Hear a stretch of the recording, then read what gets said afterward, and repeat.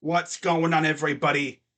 Crazy Dog back with my Browns Bengals Week 8 Monday Night Football preview as Jacoby Brissett and the 2-5 Cleveland Browns, who have lost 4 straight games, welcome the 4-3 Cincinnati Bengals, who are, of course, led by former Ohio State / LSU quarterback Joe Burrow, into the dog pound on Halloween night for what should be a very, very good game. Now, I already know Bungles fans are going to come out here. By the way, Bungles, Bungles, Bungles, Bungles, Bungles, Bungles. But yeah, I already know Bengals fans are going to come out. Oh, did it again. Bengals. You call them the Bengals. I call them the Bungles because that's what they are. They're the Bungles. So if you hate it, it's too damn bad. I already know that's going to trigger a certain Bungle fan that we all know. Do you call them the Bungles? No, I'm going to call them the Bungles because that's what they are. The only time you're going to shed the Bungles name is if you win a Super Bowl. You could have shed it last year, but you lost. And the funniest thing is, because Bungles fans are so ass backwards, they're out here flexing their division and conference championships like they mean something. Crazy Dog, don't talk like that. You guys ain't won the division since the freaking Oilers were in the division. And you ain't won your Super Bowls either. Uh, am I tripping, or does your Super Bowl trophy case look like ours? I mean, at least we have, NFL championships from the freaking prehistoric era. You ain't got nothing. Couple conference championships. Couple division championships. I mean, honestly, you could put an asterisk next to this last one because the Ravens had the division in hand, but then the injury bug decided to give him a nice little Mike Tyson uppercut to the jaw. So I guess you could say the Bungles were opportunistic in their division title, last year. They essentially took it from the Ravens because the Ravens just literally couldn't even field a legit team the last part of the season. That's tough to see.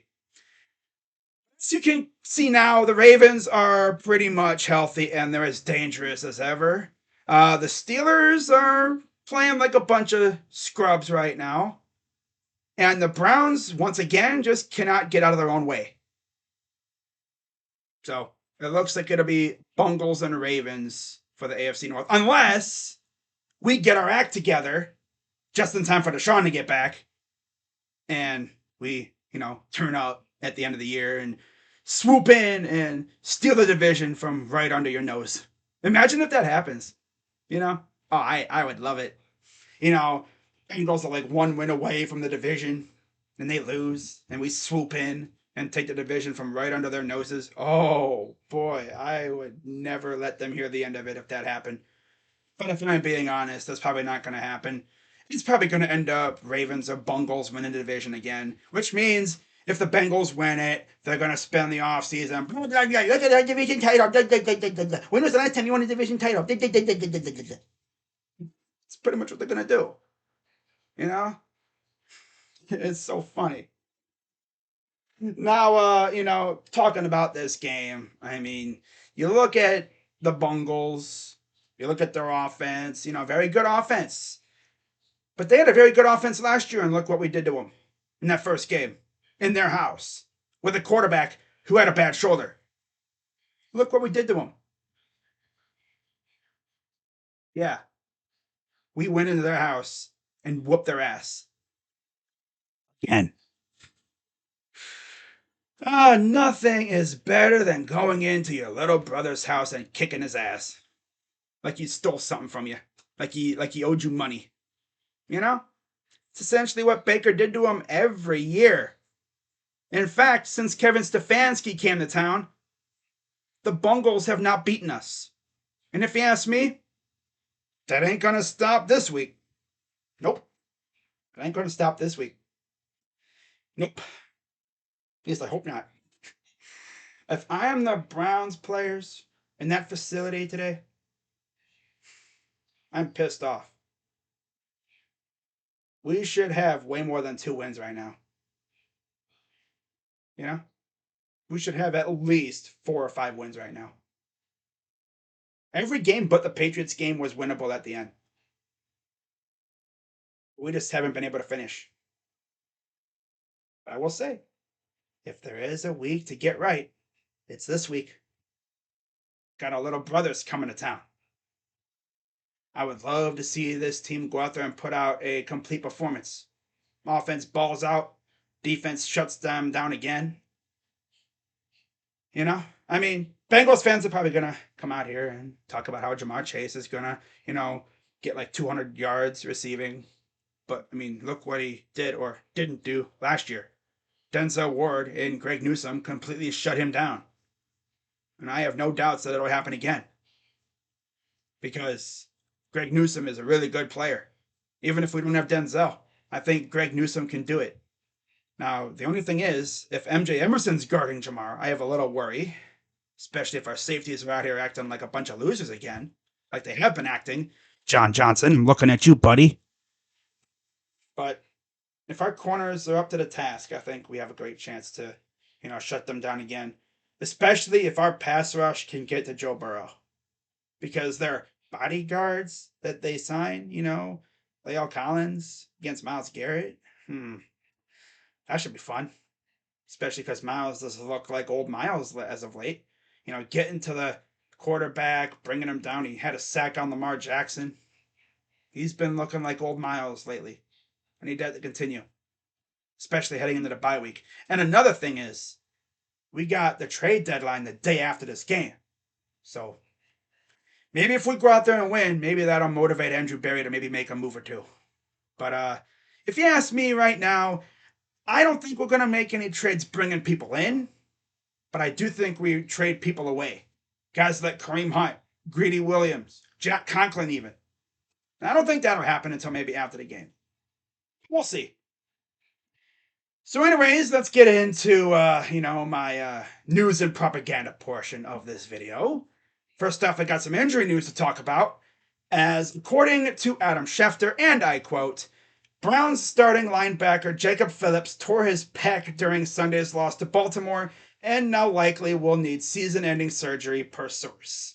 I believe he did the same thing to his quad last year in that joint practice with the Giants, and he missed like 95% of the season.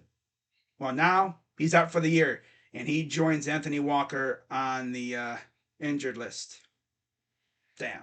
That's 2 linebackers taken out now. Thank God we got Deion Jones. That's all I'm going to say. Sheesh. We got him at the right time. Now he's really going to be able to show his worth. And if he goes out there and balls out, he might earn an extension, honestly. Deion Jones, JOK, Taki, Dakota Allen, those guys, they're going to have to show their worth now. Big time. You might even see like one of our safeties like Grant Delpit or John Johnson playing more linebacker. We'll see. Now from there, we got some slightly better injury news, I guess. But this is also from Adam Schefter, courtesy of Bleacher Report Gridiron's Twitter page, and I quote, David Njoku, high ankle sprain, will not require surgery, but is expected to miss 2 to 5 weeks per Adam Schefter. So yeah, not as bad, but it's still bad, because David Njoku was one of our more reliable receiving threats, and he was having a career year before he got hurt. It's usually what happens with us, Guys be having career years, and then they get hurt. But luckily, it's not season ending, and he'll be back soon. I would not be shocked to see him back maybe 3 or 4 weeks, but we'll see. But I'm just happy to see that he'll be back this year. If anything, he'll probably come back when Deshaun gets back. At least Deshaun will have Njoku to throw to, it looks like. All right, now let's get into the propaganda portion. So first off, we got my guy, Myles Garrett. You see him at most pressures over the past 3 weeks, courtesy of PFF. Myles Garrett and Quinnen Williams are tied with 18. That's awesome. And then finally, I got something about Nick Chubb from Nathan Janke. Sorry if I butchered your last name, Nathan, from PFF. Most runs of 10 plus yards this season. Number 1, Nick Chubb with 24. Then you look at number 2, Josh Jacobs, 19. Barkley is third with 17. Breece Hall, who's now out for the year with an ACL injury, which freaking sucks because he was balling this year, he had 15. And then tied for fifth, you have Khalil Herbert and Derrick Henry with 14. That just goes to show you how much of a monster Nick Chubb is this year.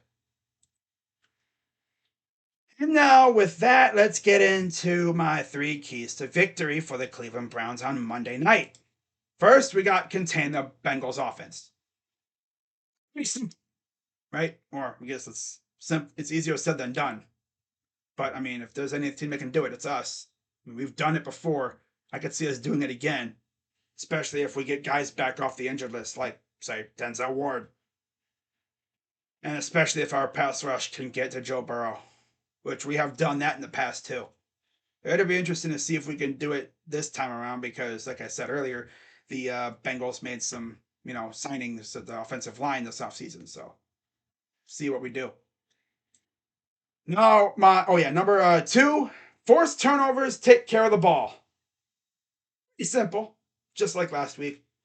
And number 3, get the damn W.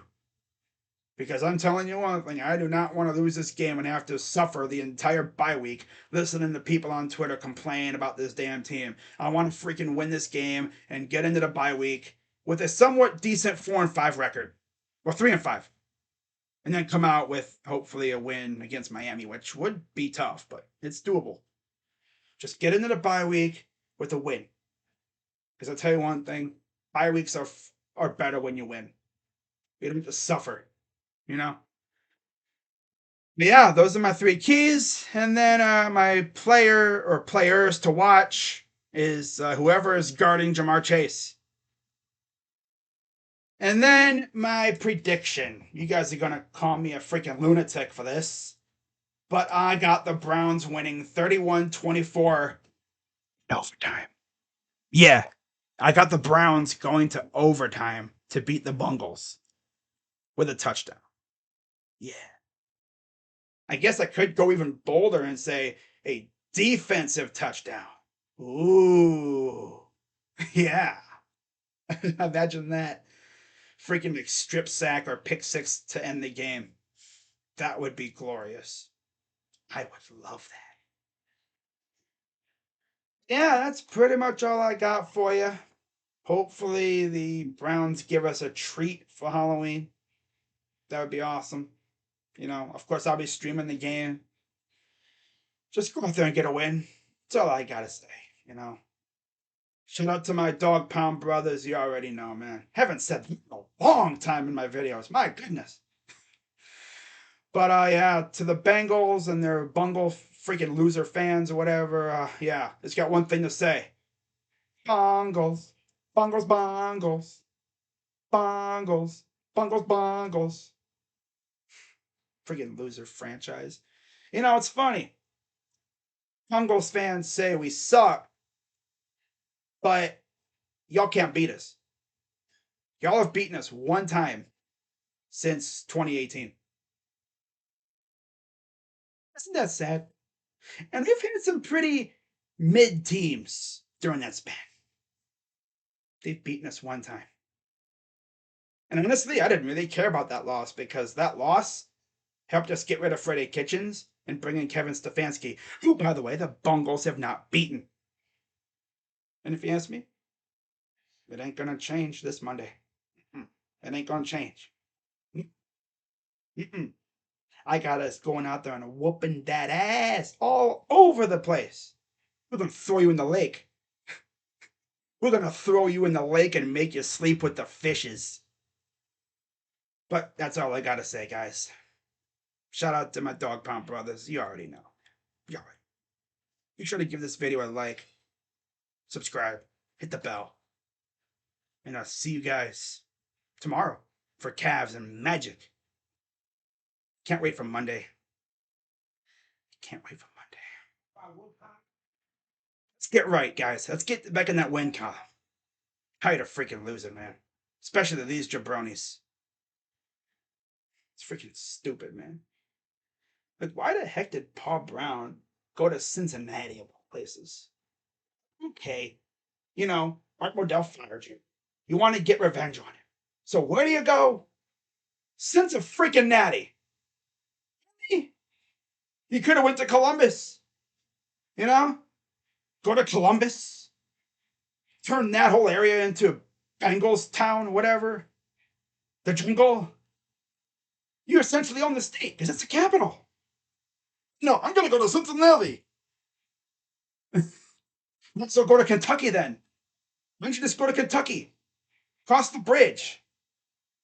I mean, practically, that's what Cincinnati is. It's practically Kentucky. That's why us Browns fans call it Cincinnati. Not to mention, they've brought great shame to the state of Ohio in recent years in sports. They ain't done shit. At least my teams have won titles and have been successful. No, but the Bengals, they went to the Super Bowl. Did they win? No, they didn't. Of course, the fans are out here, flexing their nice little division and conference championships like they mean something. But what's your Super Bowl trophy case look like? That's the ultimate prize. Just like ours, right? So you ain't got nothing to flex. If you ask any Ravens or Steelers fan, they'd say, no, like the Super Bowl is the ultimate prize. It don't mean a damn thing without the ring. And you ain't got no damn ring. So shut your damn mouths. Okay? Especially because you ain't beat us. You beat us once. Since Baker got here. Now Baker's gone.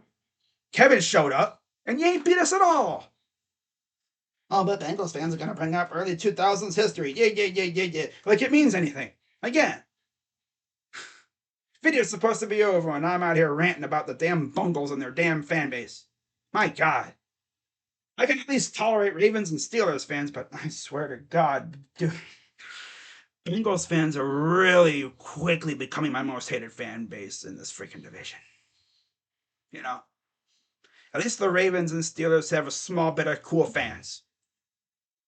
So maybe one or two somewhat cool Bungle fans. Oh, man. I really hope we win a Super Bowl before these jabronis so I can flex on them. I really do. I really do, man. Whatever. I'm crazy, dog. Let's go, Browns. Beat the damn Bungles. Let's get this dub. I'm out.